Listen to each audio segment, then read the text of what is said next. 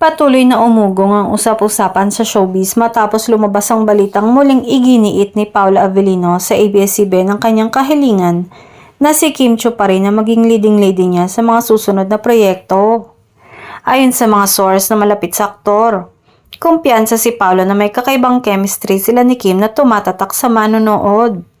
Matatanda ang ilang beses nang nagtambal sina Kim at Paula sa mga proyekto ng Kapamilya Network, kung saan kapansin-pansin ang mainit na pagtanggap ng publiko sa kanilang tambalan. Sa bawat proyekto, consistent umano ang papuri sa kanilang natural na pag-arte at emosyon na connection sa bawat isa.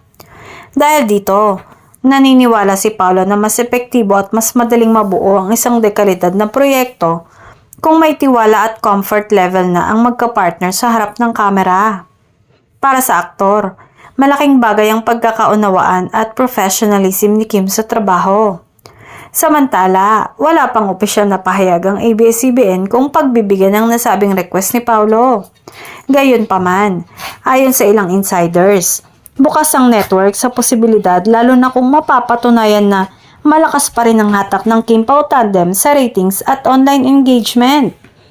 Sa ngayon, patuloy na inaabangan ng fans kung magkakatotoo ang panibagong pagsasama ni Kim at Paulo sa isang bagong serye o pelikula.